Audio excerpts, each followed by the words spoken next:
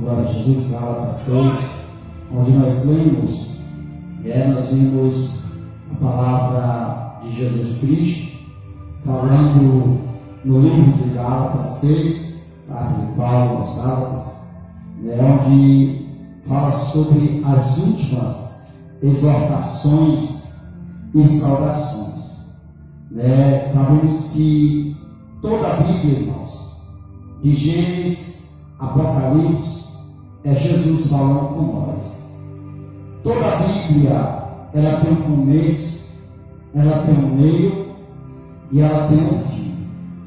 Então, por a Bíblia, ela tem um começo, ela teve um início. Tudo na vida tem um começo. Tudo na vida teve um início, um começo. Então, da mesma forma, a palavra de Deus, de Gênesis, Apocalipse, você vê, é Deus falando com nós. Deus fala com nós através de exemplos de grandes homens de Deus, do passado. Deus fala com nós através, muitas das vezes, de sonhos, porque sonhos também é bíblico. Você vê que Jeremias teve um sonho também. Deus disse assim: o profeta que tem um sonho, conte um sonho. Então o profeta que tem a profecia, traga a profecia. Então o maior sonho de Deus para com a nossa vida é salvar todos que se acham perdidos. Porque Deus, ele não quer ver ninguém perdido. Deus não quer ver ninguém destruído. Então é bom nós ler a palavra de Deus. É bom nós examinarmos a palavra de Deus. Porque a salvação é por meio da graça de Deus. Por meio de nós examinar as escrituras sagradas de Deus. É conhecer a Bíblia Sagrada. Como diz lá no livro do Evangelho de João, no seu capítulo 5, versículo 39. Examinais as escrituras, porque vós cuidaste nela a vida eterna. Então, a vida eterna é por meio de examinar as escrituras. Porque quando o homem examina as escrituras sagradas, quando o ser humano examina a Bíblia Sagrada, ele conhece a palavra de Deus. Ele passa a conhecer o verdadeiro caminho. Ele passa a obedecer às exortações de Jesus Cristo. Porque a Bíblia é uma exortação para nós. A Bíblia mostra o caminho para o céu. Aí então você vê e diz assim a Bíblia: irmãos, isso é uma exortação de Paulo. Que, irmãos, se algum homem chegar a ser surpreendido em alguma ofensa, vós que sois espirituais, encaminhai o tal com o espírito de mansidão. Porque muitas das vezes, meus amados queridos irmãos, nós vemos guerras entre irmãos, conflito entre irmãos. Por quê? Porque a pessoa não tem o espírito de mansidão. Porque a Bíblia Sagrada vai falar, irmãos, que nós temos que buscar todos os dons espirituais. Mas nós temos que carregar o fruto do Espírito. Porque não adianta eu ter o dom de pregar, mas eu não tenho o fruto do Espírito. Não adianta eu ter o dom de profetizar, mas eu não tenho o fruto do Espírito. Temperança, controle. O que é isso, irmãos? É domínio próprio, é amor, é mansidão. Porque tem que haver mansidão. Porque muitas vezes o mesmo que diz: eu tenho o dom de louvar, mas é bravo. Eu tenho o dom de pregar, mas é bravo. Eu tenho o dom de cura, mas se alguém vai colocar para resolver uma situação, sai para não estar. É como quem dizer: se pisar no meu carro, se pisar no meu pé, o tapa como. Então Paulo, irmãos, está ensinando. Se em algum momento algum de nós for surpreendido, com alguma ofensa, porque muitas das vezes é notório no nosso meio nós ser surpreendidos com ofensa. Muitas vezes a gente acha que está agradando todo mundo, ou agradando 10 do nosso lado, ou um, pelo menos, e muitas das vezes nós não estamos agradando. Porque de repente a gente é surpreendido com maltrato, alguém traz uma palavra desagradável, e você vai se não tiver mansidão, se você não tiver temperança, se você não haver espírito de sabedoria, de mansidão, você vai discutir com a pessoa. Porque aquele está ensinando, se alguém houver alguma ofensa, se você não tiver mansidão para discutir sobre aquilo ali, saber se defender, né? Ou trazer a maior defesa que nós se defendemos é com a palavra de Deus. Filho, calma, não é assim não. Não fala isso não, não é assim não. A palavra de Deus fala isso. Porque a própria palavra de Deus é a própria boca de Deus defendendo nós. Nós somos defendidos pela palavra de Deus. É por isso que nós devemos conhecer as Sagradas Escrituras. Aí ele diz assim, ó, com o espírito e encaminhar o tal, com o espírito de mansidão, olhando por ti mesmo, para que não sejas também tentado. Porque, irmãos, olhar primeiro para nós, porque nós temos, por que ele está falando isso aí? Porque se nós não pedir a Deus o espírito de mansidão, nós vamos ser tentados. Por que vamos ser tentados? Porque somos carne, porque somos ser humano. Ah, eu sou pastor, eu não posso ser tentado. Pode, se não pedir espírito de mansidão, de sabedoria, eu vou ser tentado. Pensar que não, o estrago está feito, a destruição já foi feita. Quantos ministérios foi destruído por causa de tentações do diabo? Quantos ministérios foi fechado, parados, por causa de falta de sabedoria, por causa de falta de temperança, por causa de falta de mansidão?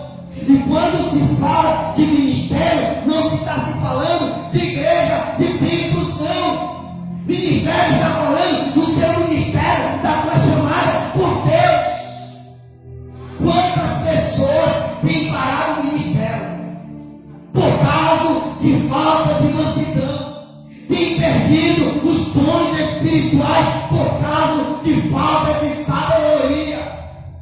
Foi tentado pelo espírito de contenda, de ofensa. Alguém ofendeu, aí se eu for tentado eu vou ofender em dobro.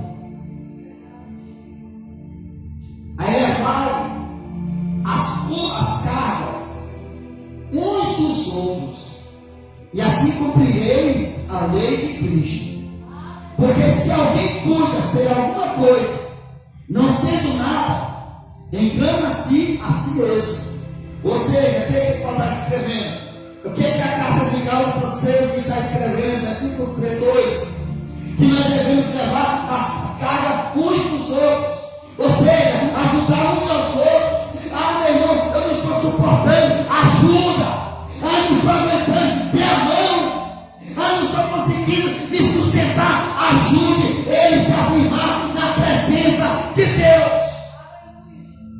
Porque a primeira coisa que acontece no dia de hoje, se algum irmão estiver caindo, estiver sendo tentado, estiver desistindo, a primeira coisa que hoje, no mundo dessa religiosidade, a qual nós estamos vivendo, vai dizer: caiu porque quis. Ah, parou porque quis. Ah, morreu espiritualmente porque quis. Em vez de dar a mão, ajudar, aí pega aquele fardo pesado, trazer uma palavra de conforto, uma palavra de Deus. Porque nós temos que ser a voz profética para alguém que está caindo, para alguém que esteja caído, ajudar a se levantar. Ah, mas eu não consigo, filho, tu consegue sim. Se levanta, se ergue, você vai vencer, você vai conseguir sim. Eu lembro que eu trabalhei com amigos no meu trabalho que vivia na vida errada, vivia bebendo, fumando, usando drogas, se prostituindo, fazendo tudo que desagradava a Deus, tudo que não agradava a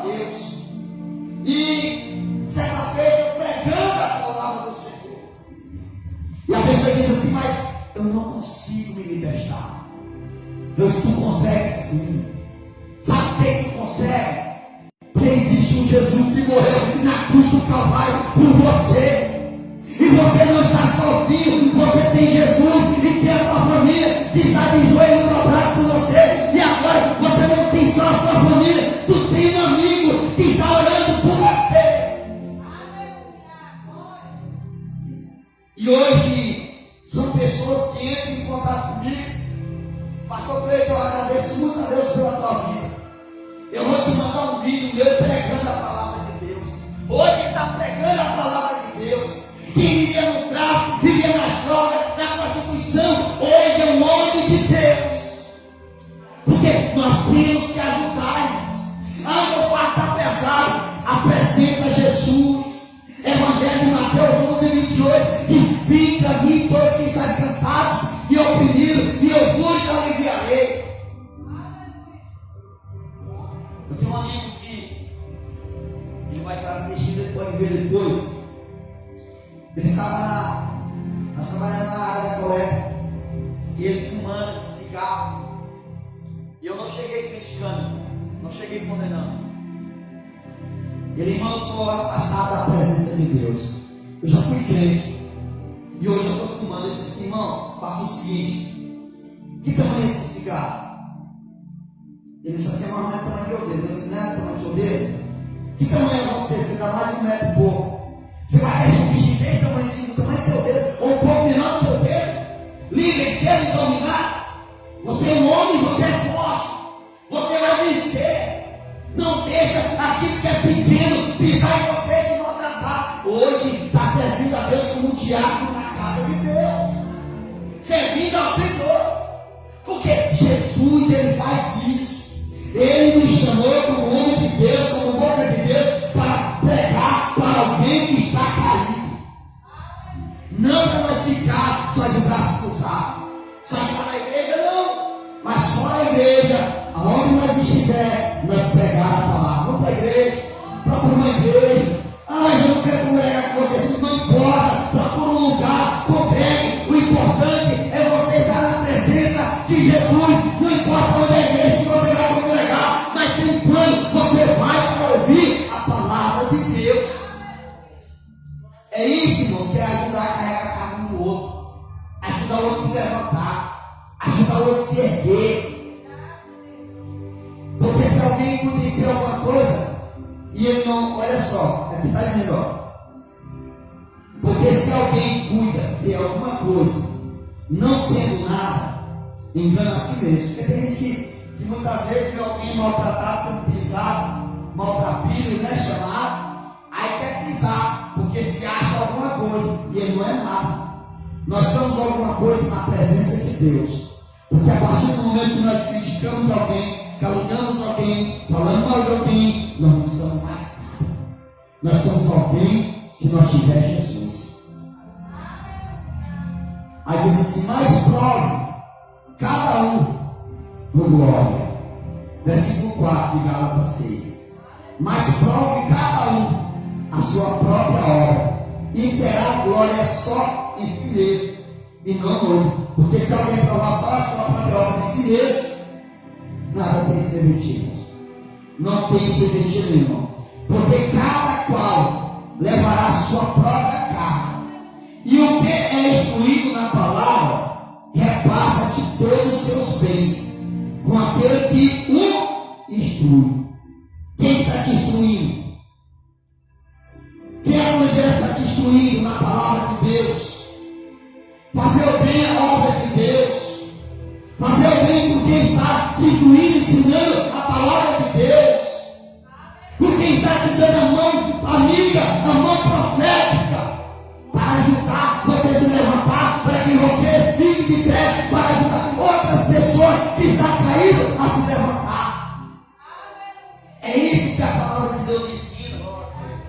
Aí muitas pessoas só aprendem o Velho Testamento e se esquecem de ler a Sagrada Escritura por completo. Fazer bem aquele que o instrui. Não erreis, Deus não se deixa escapar escarnecer. Deus não se deixa escarnecer. Porque tudo que o homem semear, isso também ceifará. O que tu tem semeado para Deus? O que tu tem semeado nessa terra? O que tu tem plantado diante do altar de Deus? O que tu tem plantado, semeado em meio à circunstância, mesmo muitas vezes em meus problemas? Muitas vezes, meu problema grande, eu não posso semear. O que tu tem semeado diante das pessoas, na sociedade, plano de paz? Tu tem semeado a palavra de Deus? Tu tem semeado um bom testemunho? Tu tem semeado um bom exemplo de cristão? Tu tem semeado uma boa conduta? Tu tem semeado uma boa semente nessa boa terra? O que tu tem semeado? Ou tem semeado coisas maus? Porque se nós plantamos o bem, nós vamos colher o bem. Se plantamos o mal, semear o mal, vai colher o mal. É a palavra. Deus não se deixa escarnecer. Aí diz assim, porque o que semeia na carne, da carne ceifará a corrupção. Porque quem semeia na carne vai ser a corrupção. Mas o que semear no Espírito ceifará a vida eterna. A vida eterna. É o que eu tenho dito aqui. O que nós temos semeado? Tem semeado coisas boas, tem semeado bons exemplos, bons testemunhos, uma boa conduta. Por onde nós passamos, olha só, primeiro exemplo. Ele passou de semear o quê? Bom exemplo. Aí vai o nome de Deus. Isso é uma boa semente. Isso é um bom fruto, exemplo. Testemunho. Testemunho de um verdadeiro cristão. Aleluia. Que ensino maravilhoso. E não nos cansemos de fazer o bem. Já cansei de fazer o bem para o irmão. Eu não vou mais fazer o bem para ele mais não, porque já fiz, eu não vou fazer mais não. Já estou cansado. Deus diz o quê? É para cansar? Não. Não se cansemos de fazer o bem. Nós temos que fazer o bem continuamente. Independente. Porque a seu tempo ceifaremos se não houvermos desfalecido. Porque aquele que semeia com amor, sem se cansar, quando chegar no tempo, ele também vai colher boa semente, vai colher bons frutos, bons resultados. Então, enquanto temos tempo, façamos o bem a todos, mas principalmente aos domésticos da fé. Porque assim, irmãos, aí aqui eu prego, se nós fazer o bem lá fora, e nós não fazer o bem aos domésticos da fé, não tem serventia alguma. Porque a primeira obra é dentro de casa, com os domésticos da fé, com a esposa, com o esposo, com os filhos, com a igreja de Cristo, com os irmãos que estão caminhando com você. Fazer o bem a todos, principalmente aos domésticos da fé. Se alguém morre, eu prego a palavra, o fogo de Deus desce, eu louvo, o fogo de Deus desce, mas dentro de casa nós não fazemos bem, nós somos mais ruins. Não adianta de nada. Porque a primeira obra é feita dentro de casa. O primeiro culto começa dentro de casa. O primeiro ensino começa dentro de casa. O primeiro aprendizagem, olha, se um obreiro ou qualquer membro, qualquer homem de Deus, ele tem um bom exemplo em casa, ele vai ser um bom exemplo na igreja onde ele estiver. Agora, se a mulher é carrancuda, briguenta, avarenta, soberba, valente, dentro de casa, vai ser valente lá do fogo. Se um homem é ruim dentro de casa, com os filhos, com a esposa, for respondendo, xingando, maltratador, ele vai ser maltratador dentro da igreja. E tem muitos deles que é ruim dentro de casa e é bom fora com os outros. Porque trata os de casa, os domésticos da fé, trata os domésticos de casa com ser cristão. Mas quando se trata dos de fora, rapaz, botei uma poeira no teu ombro aí. É assim, irmãos. Então, o que ele está nos ensinando? Nós não devemos, enquanto haver fôlego de vida, nós temos que fazer o bem a todos. A todos, principalmente os de casa. A obra do Pai.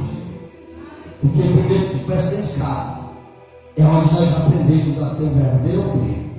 Irmãos, quando eu fui, para encerrar aqui, ser levantado a cooperador, a minha esposa teve que fazer uma carta a punho, de lápis de caneta, fazer uma cartazinha escrita, dizendo quem era eu, e não podia mentir.